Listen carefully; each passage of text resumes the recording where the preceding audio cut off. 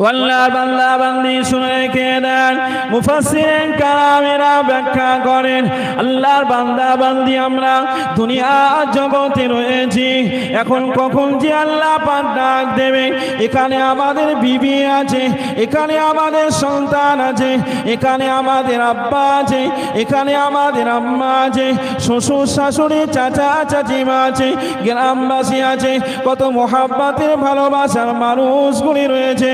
আল্লাহ পাক যখন আমাদিগকে গার্ডিয়ান হিসাবে ডাক দেবেন, ও আমার বান্দা বান্দি ফিরে চলে এসো, আর থাকার সময় নাই, সময়টা ফুরিয়ে গেছে, সময়টা শেষ হয়ে গেছে। আব্বা মা গার্জিয়ান যেমন সন্ধ্যার সময় হয়ে গেলে ডাকতে থাকে, আর ওইখানে থেকো না, বেরিয়ে চলে এসো, চলে এসো। অথবা গার্জিয়ান গিয়ে যদি বলে নানার বাড়িতে যাব, বাবা চলে এসো, ওই সন্তান সেখানে বিবি রয়েছে, বাচ্চা রয়েছে, ধুলার ভাত রয়েছে, গাছগাছালি দিয়ে তরকারি বানানো সব কিছু রয়েছে।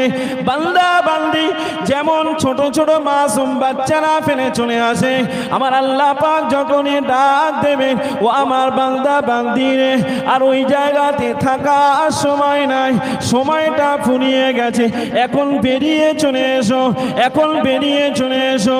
আল্লাহর বান্দা বান্দিরা কোথায় তার স্ত্রী, কোথায় তার বিবি বাচ্চা, কোথায় তার পরিবার পরিজন, কোথায় তার গ্রামবাসী, কোথায় তার ভালোবাসার মানুষ, কোথায় তার সম্পদ, কোথায় তার টাকা।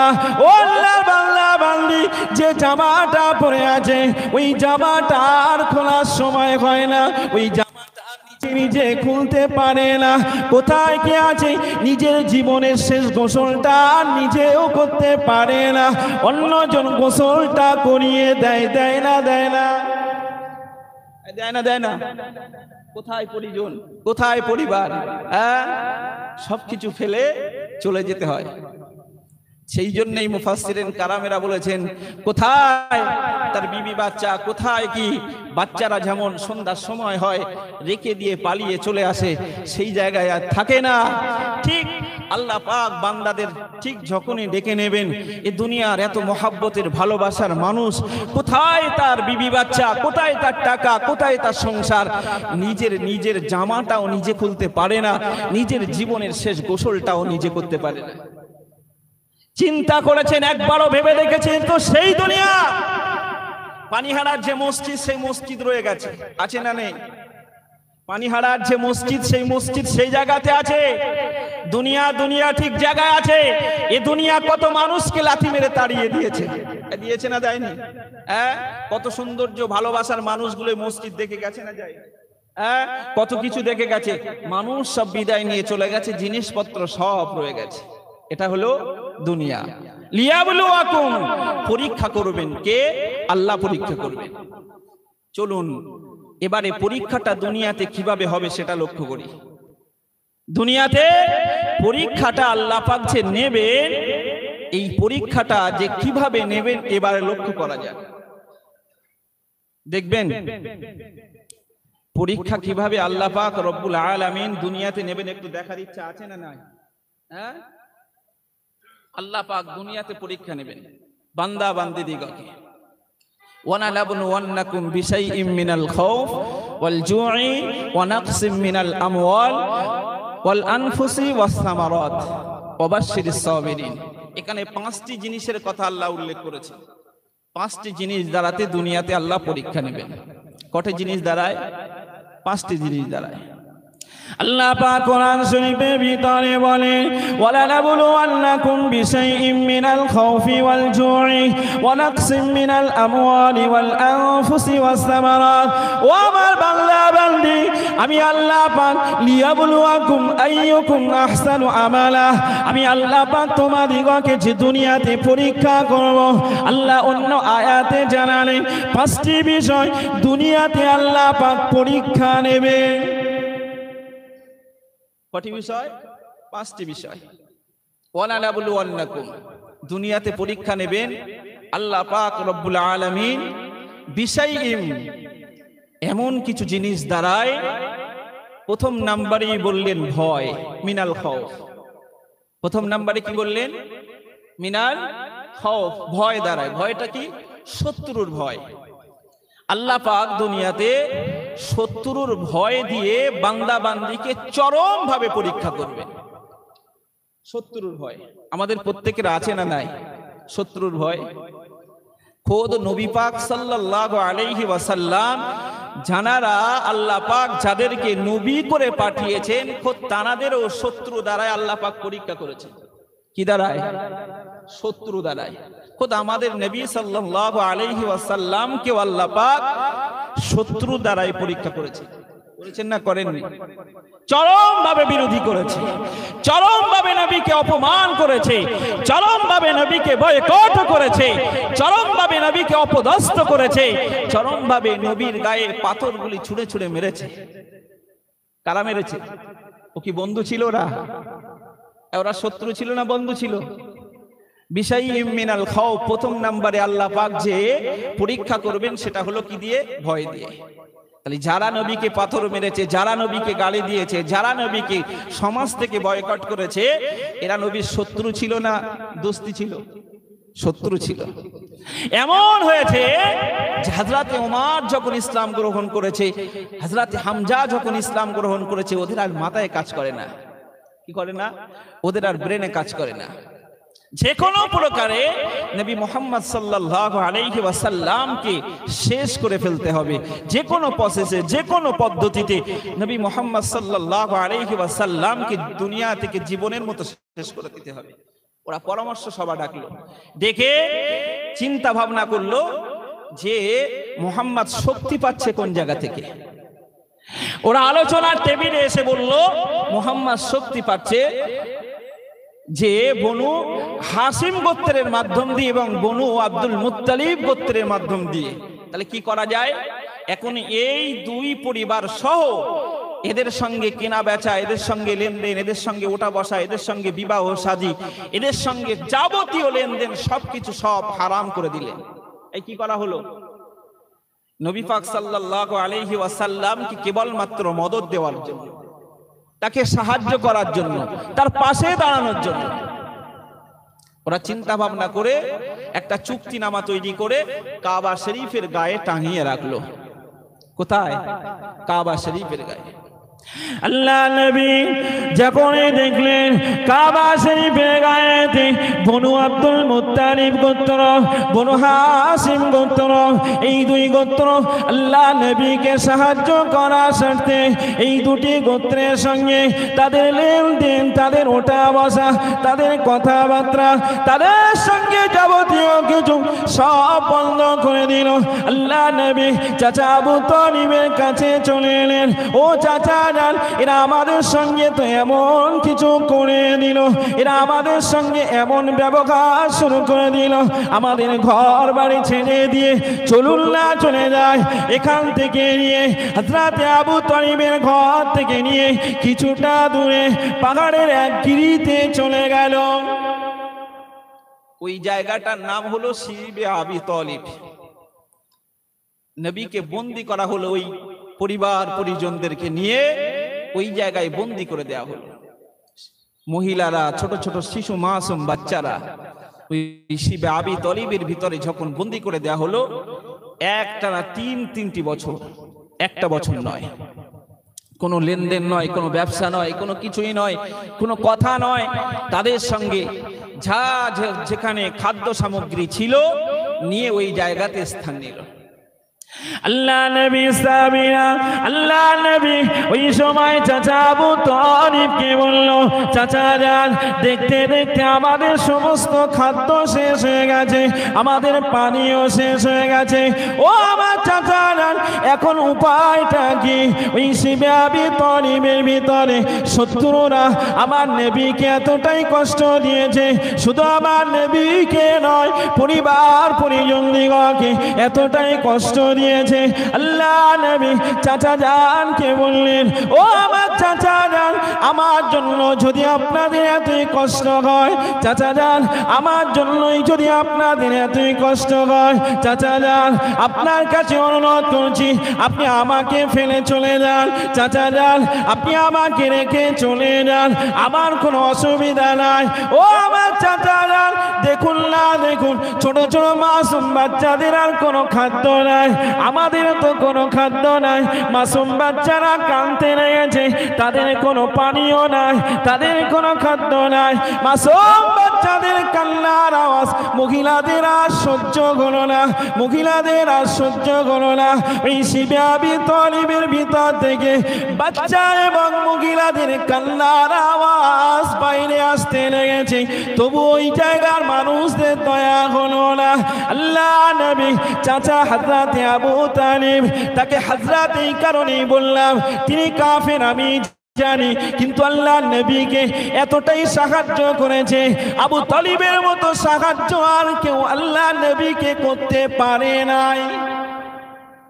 আল্লাহ নবীকে আবু তালিব কাফির হওয়া সত্ত্বেও নবীকে যা সাহায্য করেছে, আমরা হলেও পারতাম না হয়তো। কেন? নবী যখন বললেন চাচা চলে যা, আবু তালিব এক বাক্যে বললেন, ভাতিজা মুহাম্মদ, তুমি, ওরা আমার সঙ্গে যাবতীয় বেয়াদবি করুক, ওরা আমার সঙ্গে যতই বাটপাড়ি করুক, ওরা আমার সঙ্গে যাবতীয় যতই যাই করুক, আমি বাবা তোমাকে ছেড়ে চলে যেতে পারবো না। জুড়ে বলেন সুবহানাল্লাহ। কখনোই যাব না বাবা, আমি তোমার সঙ্গে থাকবো। আবু তালিব নবীকে এতটাই ভালোবাসতেন, আবু তালিব নবীকে এতটাই মোহাব্বত করতেন, ভালোবাসতেন, নবীকে মেরে দেওয়ার ভয়ে যখন শিবে আবি তালিবের রাত হতো, তো এই ভিতরে আবু তালিব তখন চিন্তা ভাবনা করতেন, আর নবীকে কিভাবে রক্ষা করা যায়, নবীকে কিভাবে আগলে রাখা যায়, নবীকে কেউ যেন না তুলে নিয়ে যেতে পারে, এই চিন্তা ভাবনা করে আবু তালিব বুদ্ধিমত্তার সঙ্গে রাত হতো আর বলতো, আরে বাবা, যে যার খাওয়া দাওয়া করে যে যার আপন জায়গায় শুয়ে পড়ো, যে যার আপন আপন জায়গাতে তোমরা শুয়ে পড়ো, রাত বেশি করো না, তোমরা আপন আপন জায়গাতে শুয়ে পড়ো, কারণ শত্রুরা এসে তোমাদিগকে হয়তো তুলে নিয়ে চলে যেতে পারে। এইভাবে আবু তালিব বুদ্ধিমত্তার সঙ্গে বলতেন, বাবা তোমরা আপন আপন জায়গাতে সব শুয়ে পড়ো। কিন্তু শুইয়ে দেওয়ার পরে আবু তালিব আল্লাহ নবীকে নবীর জায়গা থেকে তুলে নিজের সন্তানকে নবীর জায়গায় রেখে নবীকে সারা রাত ধরে জড়িয়ে জড়িয়ে বসে থাকতেন। সুবহানাল্লাহ। নবীকে নিয়ে সারা রাত জড়িয়ে বসে থাকতেন। তার কারণ অন্য কোনো কারণ নয়, আমার নবীকে নিয়ে যেন ওরা জায়গা থেকে না পালায়, নবীকে নিয়ে নবীর জায়গা থেকে যেন না পালায়, সেই জন্য শিবে আবি তালিবের ভিতরে নবীর জায়গাতে নিজের সন্তানকে শুইয়ে দিতেন। তার মানে নিজের সন্তান থেকে আমার নবীকে বেশি মহব্বত করতেন। জোরে বলেন সুবহানাল্লাহ। নিজের সন্তানের থেকে নিজের জায়গা শুয়ে দিলেন। আরে সন্তান তো চুরি হয়ে যাওয়ার ভয় আছে না নাই? হ্যাঁ, কিন্তু নবীকে যেন কেউ না চুরি করে নিয়ে যেতে পারে। আল্লাহ নবী এমন সময় রাত যখন গভীর হলো, চাচা যান হযরত আবু তালিব, চাচা যান আবু তালিব নবীকে কাছে নিয়ে সারা রাত ধরে আগলে থাকতেন। আল্লাহ নবী রাতে রাতে বলতেন, ও আমার চাচা যান, আপনি যে রাত জাগেন, ও চাচা যান, আপনার শরীর খারাপ করতে পারে, চাচা যান আমার জায়গা থেকে আপনি কেন আমাকে তুলে আনলেন? ওরা আপনাকে প্রচুর পরিমাণে আঘাত করতে পারে, ওরা আমাকে মেরে দেয় দিক, ওরা আমাকে কেটে দেয় দিক, ওরা আমার উপরে অত্যাচার করে গরম। আল্লাহ নবী চাচা যান আবু তালিব আমার নবীকে জড়িয়ে চুমা দিয়ে বলতে লাগলেন, বাবা ভাতিজা, আমি আবু তালিব কখনো চাই না আমার ভাতিজা মুহাম্মাদের শরীরে বিন্দু পরিমাণ আঘাত হানুক। আমি আবু তালিব কখনোই চাই না, আমি আবু তালিব আমার জীবন থাকতে আমার ভাতিজাকে কখনো ওদের হাতে তুলে দেব না। যদি বলবেন না সুবহানাল্লাহ, কখনোই তুলে দিতে পারবো না। তাহলে শত্রু দ্বারাতে নবীকে পরীক্ষা নেওয়া হচ্ছে না, হচ্ছে না? তাহলে আমি আর আপনি কোথাকার কে? আমাদের পরীক্ষা হবে না? আমাদের বিরুদ্ধে শত্রু হবে না? তাহলে শত্রু থাকলে, শত্রু যদি নবীর এগেনস্ট না থাকতো, নবীর বিরুদ্ধে না থাকতো, নবীকে কখনো প্রচারও হতো না। বুঝতে পারেননি? শত্রু যখন কেউ শত্রু হয়ে যাবে, আপনি তখন শত্রুকে শত্রু ভাববেন না, শত্রুকে আরো দোস্ত মনে করতে হবে, বন্ধু মনে করতে হবে। তার সঙ্গে বেশি বেশি সালাম নিতে হবে, বেশি বেশি কথা বলতে হবে। কারণ তার সঙ্গে বেশি বেশি সালাম নেওয়া, তার সঙ্গে কথা বলা, সে যে আপনার শত্রুতা করেছে এর জন্য 10 জন মানুষ আপনাকে চিনেছে। এই যে 10 জন মানুষ আপনাকে চিনেছে, আপনার সম্পর্কে জানতে পেরেছে, আমাদের সম্পর্কে জানতে পেরেছে। ওই জন্যে আল্লাহ পাক পৃথিবীর বুকে শত্রু দ্বারায় বান্দাদেরকে পরীক্ষা নেবেন। তবে এই জায়গায় ফেল করলে হবে না। কি করলে হবে না? শত্রু রয়েছে, আরে শত্রু আমাদের উপর এত করছে, আল্লাহ কি দেখতে পায় না? আল্লাহ কি দেখতে পায় না? মাবুদের উপরে দোষারোপ করা চলবে না। দ্বিতীয় নাম্বার, অলজুই, ক্ষুধার্ত বানাবেন আল্লাহ। কি বানাবেন? ক্ষুধার্ত বানাবেন। এমন ক্ষুধার্ত বানাবেন, এমন ক্ষুধার্ত বানাবেন যে ক্ষুধার্তর মাধ্যম দিয়ে আল্লাহ পাক বান্দা বান্দিদিগকে পরীক্ষা নেবেন। দুনিয়াতে পরীক্ষা চলছে, বিষয় কিন্তু ভুল করলে হবে না, মাথায় রাখতে হবে। কি বলেছি? লিয়াবলুয়াকুম আইয়ুকুম আহসানু আমালা। আল্লাহ পাক দুনিয়াতে পরীক্ষা নেবেন, আর পরীক্ষায় কে ভালো ফলাফল করতে পারে, কে রেজাল্টটা ভালো করতে পারে। তাহলে সেই দুনিয়াতে আল্লাহ পরীক্ষা নিচ্ছেন, দেখতে পাচ্ছি, ভয় দিয়ে। দ্বিতীয় নাম্বারে আল্লাহ পাক বলেন মিনাল জুই, কি দাঁড়ায়? ক্ষুধার্ত বানাবেন। কি বানাবেন? ক্ষুধার্ত। দুর্ভিক্ষ দেখা দিতে পারে, সংসারে অভাব আসতে পারে, সংসার অভাব আসতে পারে, কাজকাম নাও হতে পারে। কি হতে পারে? বাড়ি দুবেলা দুমুঠো ভাত জোগাড় নাও করতে পারে। অনেক সময় মায়েরা বোনেরা বাড়িতে কিছু আনতে না পারলে পরে স্বামীকে দুর্ব্যবহার করেন, ছোট বড় অনেক কিছু বলেন। মায়েরা বোনেরা তাদের মনে রাখা দরকার, কতটা পরিশ্রম করে টাকা ইনকাম করে। এই জায়গায় দাঁড়িয়ে আপনার সংসারে যদি সুখের সঙ্গে দুঃখ না থাকবে, সারা জীবন গোস্ত খেতে ভালো লাগে না। প্রতি সাজিয়ে আপনি গোস্ত খাবেন, ভালো লাগবে? মাঝে মাঝে একটু তিতো, মাঝে মাঝে একটু ডাল, মাঝে মাঝে একটু নিরামিষ সবজি, এটা সেটা খেলে তাহলে ওর স্বাদটা বোঝা যাবে। আর পরপর যদি আপনি গোস্তই খেয়ে যান, ভালোই খেয়ে যান, তাহলে কি আপনার গালে ওই সবজির টেস্ট বা আদার্স যা কিছু আছে তার মর্যাদা আপনি আমি বুঝতে পারবো না। অতএব সারা জীবন যদি মনে করি যে আমার সংসারটা সচ্ছলতার সঙ্গে থাকবে, আমার সংসারে কোনো দুর্ভিক্ষ আসবে না, তার মানে গরিবদের দুঃখ বোঝা যাবে না। বোঝা যায়নি? গরিবদের দুঃখ বোঝা যাবে? ওই জন্য আল্লাহ পরীক্ষা করবে মিনাল জুই। কি দিয়ে?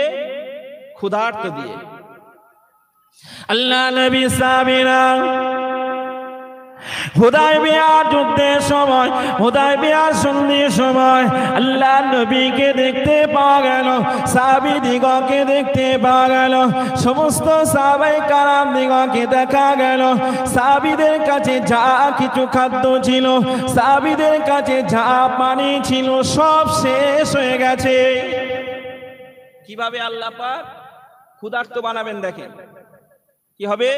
সব শেষ হয়ে গেছে, সাহাবীদের কাছেও কিছু নেই। কেবলমাত্র আল্লাহ নবীর কাছে এক মশক পানি রয়েছে। আল্লাহ নবী ওই এক মশক পানি দ্বারাতে, কিছু পানি নিয়ে আল্লাহ নবী কিছু পানি দ্বারাতে ওযুটা সারলেন। সাহাবায়ে কারামেরা দূর থেকে দেখতে পেলেন আল্লাহ নবী একটা মশকের ভিতরে, আল্লাহ নবী একটা মশকের ভিতর থেকে কিছু পানি বার করে আল্লাহ নবী ওযু সারলেন। সাহাবায়ে কারামেরা দৌড়ে দৌড়ে নবী পাকের কাছে এসে সালাম দিলেন, আসসালামু আলাইকা ইয়া রাসূলুল্লাহ, ইয়া হাবিবাল্লাহ। ওগো আল্লাহ নবী, আমাদের কাছে যা খাদ্য সামগ্রী ছিল সব কিছু শেষ হয়ে গেছে। ওগো আল্লাহ নবী, আমাদের কাছে যা পানি ছিল সব কিছু শেষ হয়ে গেছে। আপনার কাছে দেখতে দেখতে পেলাম পানি রয়েছে, ওগো নবী গো যদি পানি দেন, পানি পিপাসায় পিপাসিত, আমাদের বুকটা ফেটে যায়, আমাদের পানি প্রয়োজন। আল্লাহ নবী আপনি ওই পানিটা দেন। আল্লাহ নবী সাহাবীদিগকে বললেন, ও আমার সাহাবীরা, তোমাদিগকে তো দেখতে পাওয়া যায় কম বেশি কিছু, কেবলমাত্র ১৫০০ সাহাবী তোমরা রয়েছ, সামান্য পানি আমি নবী তোমাদিগকে যদি দিই তাহলে কে পান করবে আর কে কি করবে? কত সাহাবী? কত? ১৫০০। মশক মানে হলো চামড়ার তৈরি, যাতে পানি রাখা হয়, পানিটা ঠান্ডা থাকে, পানিটার গরম হয় না। বুঝতে পারেননি? নবী তাতে পানি রাখতেন, আর পানি রাখলে পরে সেই পানিতে নবী পাক সাল্লাল্লাহু আলাইহি ওয়াসাল্লাম পানি পান করতেন, আর সঙ্গে অজু সারতেন, যাবতীয় কাজগুলি সারতেন। এখন এই পরিস্থিতি ১৫০০ সাহাবী সব নবীর কাছে হাজির, পানির পিপাসায় পিপাসিত, প্রচন্ড গরম, আর সেই সাথে খাদ্য নেই, কিছু নেই। সাহাবীরা নবীকে পরেশানি করে দিলেন। আল্লাহ নবী সাল্লাল্লাহু আলাইহি ওয়াসাল্লাম, হযরত জাবির থেকে বর্ণনা, হাদিসটা বুখারী শরীফের হাদিস, হযরত জাবির ইবনে আব্দুল্লাহ থেকে বর্ণনা হাদিস। তো যখন ওই পরিস্থিতি, ফাওয়াদা আন নবী সাল্লাল্লাহু আলাইহি ওয়াসাল্লাম ফি রাকবাতি, আল্লাহ নবী সাল্লাল্লাহু আলাইহি ওয়াসাল্লামের নিজ হাত মোবারকখানা মশকের ভিতরে পুরে দিলেন। জোরে বলেন সুবহানাল্লাহ। ফাজালাল মা ইয়াফুরু বাইনা আসাবিহি, আল্লাহ নবী সাল্লাল্লাহু আলাইহি ওয়াসাল্লামের হাত মোবারক দিয়ে পানি বার হতে লেগেছে। যদি বলবেন না, কোথায় নবী হাত পুরলেন? মশকের ভিতরে নবী হাত পুরে দিলেন। নবী যখনই মশকের ভিতরে হাত পুরে দিলেন, ফাজালাল মাউ ইয়াফুরু বাইনা আসাবিহি কামা সালিল উয়ুন, নবী পাক সাল্লাল্লাহু আলাইহি ওয়াসাল্লাম যখন এই হাতটা মশকের ভিতরে পুরে দিলেন, দেখতে পাওয়া গেল নবীর হাত মোবারক দিয়ে, নূরের হাত মোবারক দিয়ে এত পরিমাণের পানি বার হচ্ছে, কামা সালিল উয়ুন, যেমন ঝর্ণা দিয়ে পানি বার হয়। জোরে বলেন সুবহানাল্লাহ। আল্লাহ নবীকে দেখতে পাওয়া গেল, এমন সময় নবীর হাত মোবারক দিয়ে এমন ভাবে পানি বার হতে লেগেছে, ঝর্ণার মতো পানি বার হতে লেগেছে। সাহাবী দিগকে ডেকে আল্লাহ নবী বললেন, ও আমার সাহাবীরা, আমি নবী হাতটা রেখে দিলাম, আমি নবী হাতটা রেখে দিলাম, তোমরা যে যার মতো পানিটা পান করে নাও, তোমাদের অজুটাকে সেরে নাও, তোমাদের কাজটাকে পরিপূর্ণ করে নাও। দেখতে পাওয়া গেল ১৫০০ সাহাবী তৃপ্তি ভরে ওই সমস্ত পানিতে তাদের অজু এবং পানিটাকে পান করে নিলেন, ওর ভিতরে কাজ মিটিয়ে নিলেন। সাহাবী জাবিরকে নবী জিজ্ঞেস করলেন, ও জাবির, বলো না দেখি, কি লালি জাবির, জাবিরকে জিজ্ঞাসা করা হলো, কাম কুমতুম ইয়াউমা ইদিন, হে জাবির বলো না, ওই দিনে তোমরা কতজন ছিলে? সাহাবী জাবির বললেন, হুজুর আমরা কম বেশি ১৫০০ ছিলাম। যদি বলেন সুবহানাল্লাহ। লাউ কুন্না মিয়াতা আলফিন, হুজুর আমরা যদি ওই দিনে ১,০০,০০০ সাহাবী থাকতাম, লাকাফানা, আমাদের জন্য ওই মশকের পানিটাই যথেষ্ট হয়ে যেত। একটু জোরে হবে না? মন খুলে হবে না? নারায়ে তাকবীর।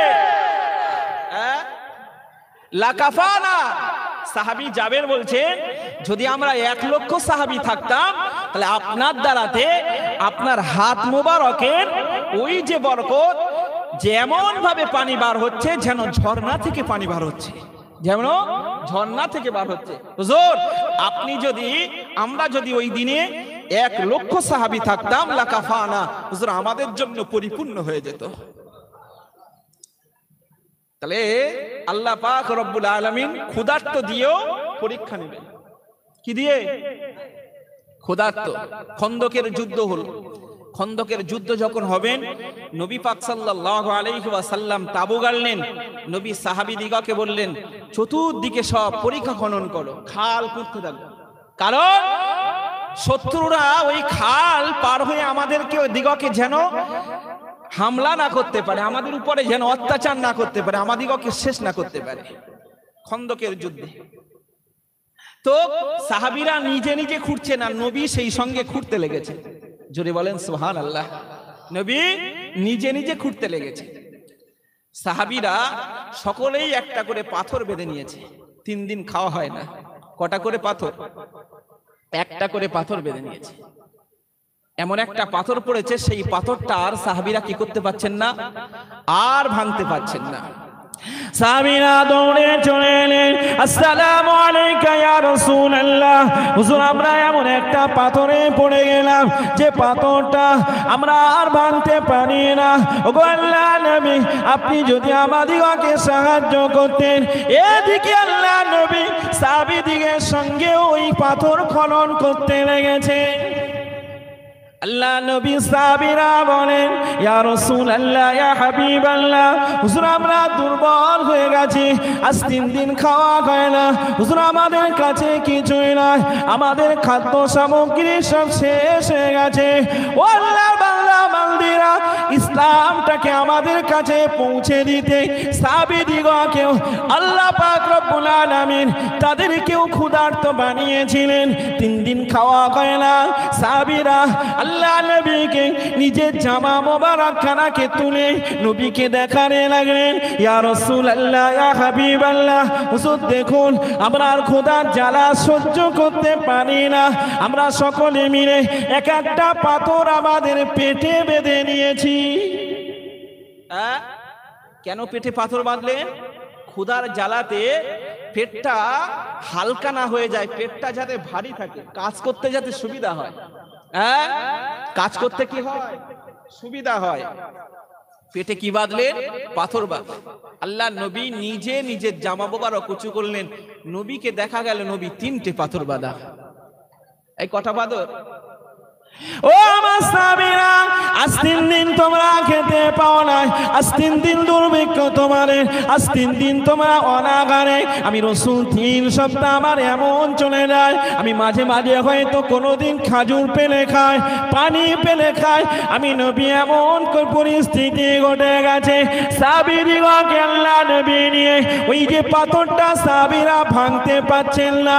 আল্লাহ নবী বিসমিল্লাহ আল্লাহু আকবার বলেন, বিসমিল্লাহ আল্লাহু আকবার বলে সজোরে পাথরে আঘাত করতে লেগেছে। সঙ্গে সঙ্গে পাথরটা ভেঙে চৌচির হয়ে গেছে। জোরে হবে না? এই করুণ পরিস্থিতি হযরতে জাবির ইবনে আব্দুল্লাহ এই করুণ পরিস্থিতি দেখে আর থাকতে পারলেন না, সোজা বাড়িতে চলে গেলেন, স্ত্রীকে সালাম দিলেন, ঘরে প্রবেশ করলেন, সালাম দিয়ে ঘরে প্রবেশ করে স্ত্রীকে সমস্ত ঘটনা বললেন। আল্লাহ নবী এতদিন পর্যন্ত অনাগারে, আল্লাহ নবী এতদিন পর্যন্ত অনাগারে, এমন সময় সাহাবীদের কথা বললেন। সাহাবীরা 3 দিন খাওয়া হয় না, সকলেই পেটে পাথর বেঁধে নিয়েছে। বলো না দেখি আল্লাহ নবীর জন্য কি এমন ব্যবস্থা করা যায় যা নবী খাবেন, নবী একটু তৃপ্তি বলে খেয়ে নবী আমাদের জন্য দোয়া করবেন। এই করুণ পরিস্থিতিতে নবীর জন্য কি মেহমানদারি বানানো যায়? স্ত্রী ওই সময় জানালেন, ও আমার স্বামী, ও আমার স্বামী, আপনি এক কাজ করুন, আমার বাড়িতে যে ছাগলের বকরিটা রয়েছে, বাচ্চা ছাগলের যে ছাগল ছানা রয়েছে, ওই ছাগল ছানাটাকে আপনি জবাই করুন, ঘরের ভিতর থেকে কিছু জব নিয়ে আসেন, আমি এই জবগুলিকে পিষে আটা তৈরি করে রুটি বানাই, যান চলে যান, ওটাকে জবাই করে দিয়ে ছাড়িয়ে গোস্তগুলিকে রেডি করে দিয়ে সোজা নবীকে দাওয়াত দিয়ে আসেন। কতটা ক্ষুধার্তর জ্বালা যন্ত্রণার মাধ্যম দিয়ে আল্লাহ পাক পরীক্ষা করছেন নবীদিগকে। এর মাঝখানে হযরতে জাবির চলে গেলেন কোথায়? বাড়িতে গিয়ে ছাগলের ছানাটাকে জবাই করলেন, গোস্ত রেডি করলেন, স্ত্রী জবটাকে পিষে আটা বানালেন, বললেন এইভাবে রাখো, আমি নবীকে দাওয়াত দিয়েছি। কি বললেন? নবীকে দাওয়াত দিয়েছি। সোজা চলে গেলেন।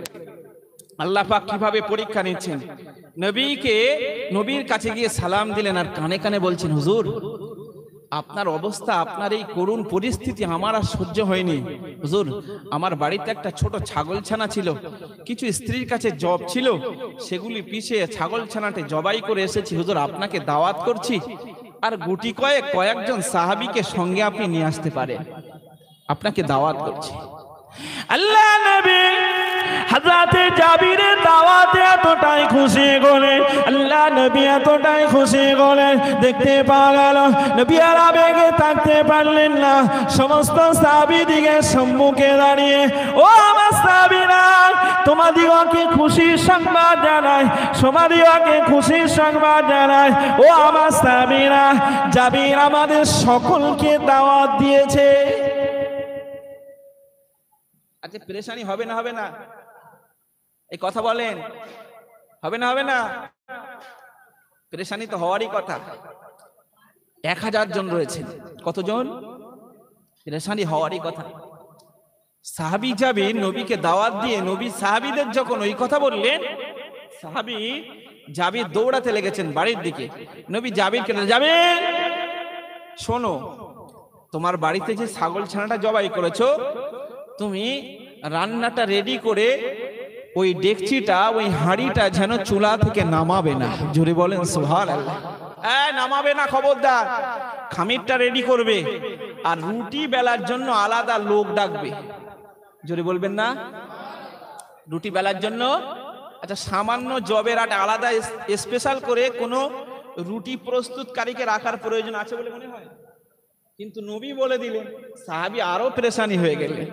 হ্যাঁ, কি করে সম্ভব? মাত্র এই সামান্য জবের আটা এতটাই, আর ওই সামান্য গোস্ত। নবী আবার রুটি বানানোর জন্য রুটি প্রস্তুতকারীকে রেডি করতে বললেন। সোজা চলে এলেন স্ত্রীকে কাছে, সব বর্ণনা করার সঙ্গে সঙ্গে স্ত্রী বললেন, হতাশ হওয়ার কোনো কারণ নাই, নবী যখন বলেছেন নবী বুঝে নেবে। জোরে বলেন, একটু জোরে হবে না? নবী বুঝে নেবে, পেরেশানি হওয়ার কি আছে? কতটা উপযুক্ত স্ত্রী দেখেছেন? হ্যাঁ, কতটা উপযুক্ত স্ত্রী, নবী বুঝে নেবেন, মন খুলে বলে দিলেন আপনার কোনো পেরেশানির কোনো কারণ নাই। এমন সময় দেখতে পাওয়া গেল সাহাবায়ে কেরাম দিগকে নিয়ে আল্লাহ নবী আস্তে আস্তে জাবিরের বাড়ির দিকে রওনা করলেন। হযরতে জাবির পেরেশান, হযরতে জাবির চিন্তায় রয়েছে, না জানি এটা কিভাবে সকলের কাছে পৌঁছাবেন। আল্লাহ নবী হযরতে জাবিরের বাড়িতে চলে এলেন। ও নওজোয়ান তরুণেরা, জওয়ান যুবকেরা, শুনে রেখে দেন, অল্প মাল হলে পরে আমাদের পেরেশানি হয়। আল্লাহ নবী হযরতে জাবিরের বাড়িতে চলে গেলেন। জাবিরের বাড়িতে গিয়ে হযরতে জাবিরকে ডেকে বললেন, রুটি প্রস্তুতকারীকে রুটি বানাতে বলো। নবী আটাতে কিছুটা নিজের লালা মোবারক লাগিয়ে দিলেন। যদি বলেন সুবহানাল্লাহ। আর ওই হাঁড়ির ভিতরে নবী লালা মোবারক লাগিয়ে দিলেন, কিছু লাগিয়ে দিয়ে বললেন, জাবির তুমি ওখান থেকে গোস্ত তোলা শুরু করো, আর কি হাঁড়ি যেন খবরদার নামাবে না, ওখান থেকে দিতে শুরু করো, আর রুটি প্রস্তুতকারীকে রুটি প্রস্তুতি করতে বলো। জোরে বলেন সুবহানাল্লাহ। দেখতে পাওয়া গেল সমস্ত সাহাবী পেট ভরে খেলেন, অথচ জাবির বলছেন আমার চুলাতে টকবক টকবক করে যতটা ঝোল ছিল, ততটা গোস্ত ছিল, সেইভাবে ফুটতে লেগেছে। যতটাই ছিল বিন্দু পরিমাণের, তিনি কসম করে বললেন, বুখারী শরীফের রিওয়ায়াত, ওয়াল্লাহি আল্লাহর কসম দিয়ে তিনি বললেন যে বিন্দু পরিমাণ ওই হাঁড়ি থেকে, ওই আটা থেকে বিন্দু পরিমাণ কমেনি। যেমন ভাবে টকবক করে ফুটছিল, ঠিক তেমন ভাবেই টকবক টকবক করে ফুটছে।